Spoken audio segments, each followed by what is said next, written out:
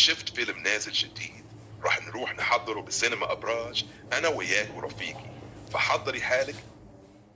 ايه اوكي، ما عندي شي، فينا نروح نحضر فيلم، ليش لا؟ يلا حجهز حالي ومنرجع منحكي.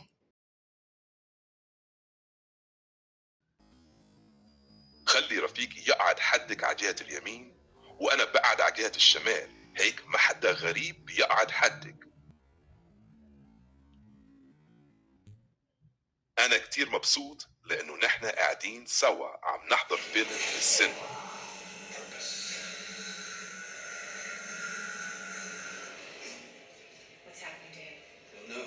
عم بلش دوخ كتير، الدنيا عم تبرم فيني، والله مش قادرة أكفي الفيلم، مش قادرة أقوله، مش قادرة أقول لحدا.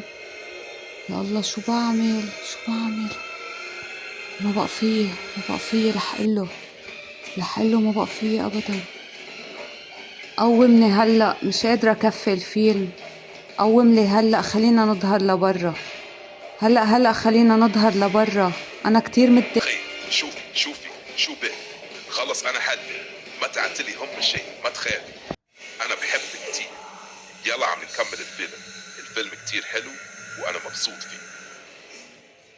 هو وين وأنا وين؟ يا الله شو بدي أقوله، شو بدي أقوله ليظهرني، ومش قادرة أظهر لوحدي، مش قادرة أظهر لوحدي ووحدي، عندي يعني ما عندي توازن بالمرة. ليك إذا هلأ ما بتاخدلي إيدي ومنظهر أنت بتمسك فيني، رح نترك ما بقى نحكي مع بعض أبدا، وآخر مرة بتشوف صورة وجهي. شو ما نعود نشوف بعض؟ شو ما نعود نحكي مع بعض؟ خلاص يلا أنا رايح. امسكي فيه وحنظهر بلا ما حدا يحس، لأنك بتعرفي كلن هلا عم يحضروا الفيلم، فما نعمل ضجة. إيه أكيد بظهرك. يلا شو نترك؟ شو ما نحكي مع بعض؟ خلاص اللي بدك إياه بيصير. وأخيرا ظهرنا.